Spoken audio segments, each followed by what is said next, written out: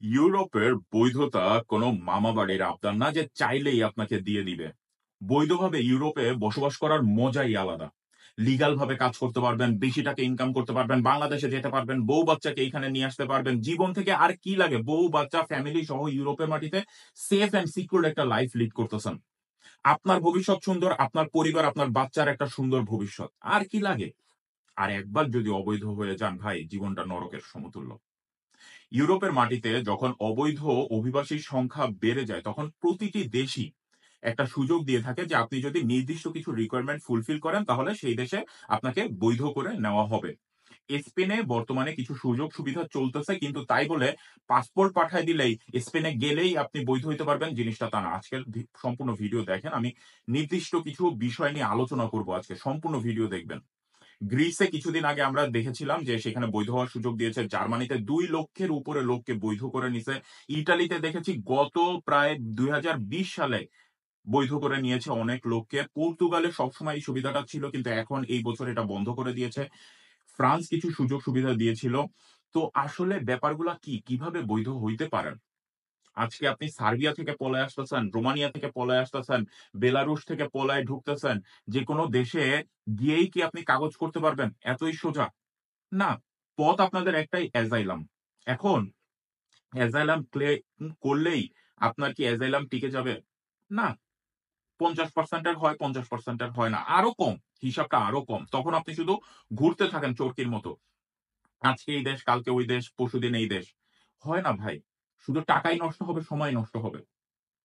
স্পেনের ব্যাপারটা যদি আমি ধরি, আপনার সবার ১ম ওইখানে লিগাল ভাবে যেতে হবে। ৪৮ ঘন্টার মধ্যে আপনাকে একটা রেসিডেন্সি ম্যানেজ করতে হবে। পাসপোর্ট পাঠায় দিলে হবে না। মূর্খের মতো কথা বললে এগুলাকে আপনারা মানে কেন এই জিনিসগুলো দেখেন বা বলেন আমাকে, আমি জানি না। আপনারা আমাকে পাঠায় দিচ্ছেন যে আজকে আমি ভাই জার্মানি আছি অবৈধ, স্পেনে আমার পাসপোর্ট পাঠায় দিলেই কি আমি বৈধ হইতে পারবো? এগুলা স্টুপিড এর মতো কথা, মূর্খের মতো কথা। আপনি যাবেন ৪৮ ঘন্টার মধ্যে এই এমপাদ্রোমেন্টো যেই কথাটা আমি বলতেছি স্পেনে, আপনার একটা রেসিডেন্সি ম্যানেজ করতে হবে।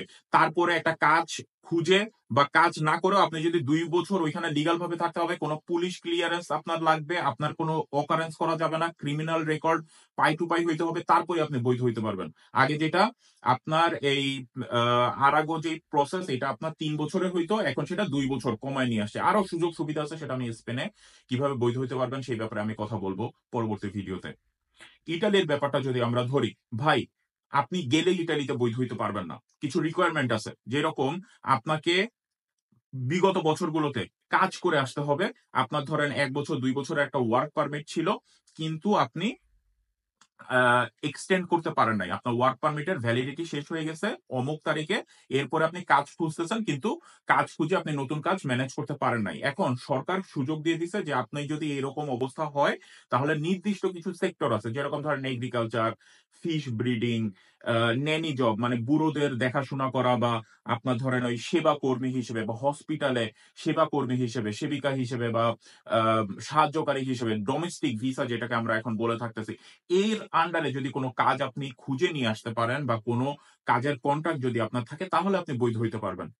আজকে আমি বেলারুশ থেকে পলায় আমি আপনার ওই লাটভিয়ায় ঢুকতেছি, তারপরে আমি লিথুনিয়া আসতেছি, তারপরে পলায় আমি ইটালি যাচ্ছি বা স্পেনে যাচ্ছি, ওইখানে গিয়েই একটা কেস মাইরে আমি বৈধ হইতে পারবো, বা এই সানাতারিয়া বা এই বৈধকরণের যে উপায় তা আমি ধরে ফেলবো, জিনিসটা এরকম না।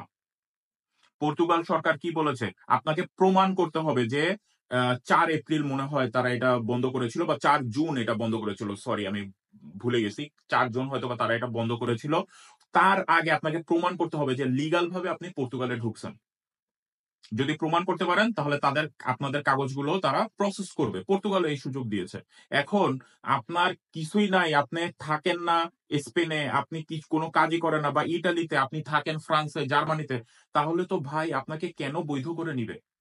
আপনাকে প্রমাণ করতে হয় যে বিগত ৬ মাস, বিগত ১ বছর, বিগত ২ বছর আপনি ওই দেশে ছিলেন এবং ওই দেশে আপনি কোন অকারেন্স করেন নাই, কোন কিছুই করেন নাই। হয়তোবা আপনি কাজ করছেন অবৈধভাবে, কোন সমস্যা নাই।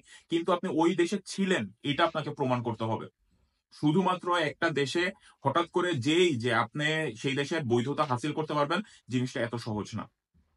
সুতরাং জেনে বুঝে তারপরে পা বাড়াবেন। সবার কথা বিশ্বাস করবেন না।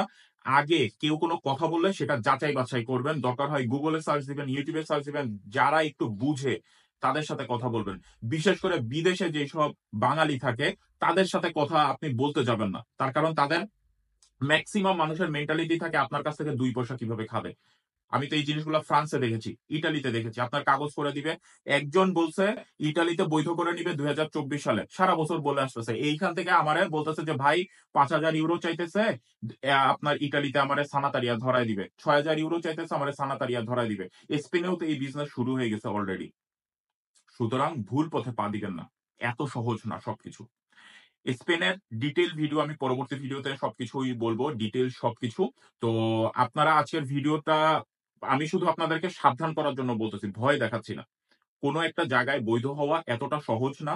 জার্মানির ব্যাপারটাও যদি আমি ধরি ৫ বছর আপনি যদি লিগাল ভাবে জার্মানিতে থাকেন, আপনার কোন বৈধ কাগজ নাই। কিন্তু আপনি লিগাল ভাবে জার্মানিতে ছিলেন। কিভাবে? আপনি কেস করছেন, আপনি আবেদন করছেন। তার আন্ডারে আপনার শুনানি চলতেছে। আপনি এখানে থাকছেন, কাজ করে গেছেন। সেই ৫ বছর যদি আপনি প্রমাণ করতে পারেন, সেটাকে ডুলডুং বলা হয়। তখনই আপনার এখানে বৈধ হওয়ার একটা সুযোগ দিবে। আপনাকে ভাষা শিখতে হয়। আপনার নির্দিষ্ট কাজ থাকা লাগে। আপনার একটা বাসা থাকা লাগে। এত সহজ না। পলায় গিয়েই আমি কাগজ করে ফেললাম, আমি সানাতারিয়া ধরে ফেললাম, আমি অমুক জায়গায় বৈধ হয়ে গেলাম। এত সহজ না। সুতরাং যাই করবেন ভেবে চিন্তে করবেন। ভুল ত্রুটি হলে ক্ষমা করবেন আজকের ভিডিওতে। শুধু সাবধান করার জন্যই আপনাদেরকে বলা এই কথাগুলো। আশা করি এই ভিডিওটি ভালো লাগছে। যদি ভালো লাগে তাহলে YouTube এর চ্যানেলটা সাবস্ক্রাইব করবেন। আর ভুল ত্রুটি হলে ক্ষমা করবেন। আজকের মতো বিদায় নিচ্ছি। আল্লাহ হাফেজ। আসসালামু আলাইকুম।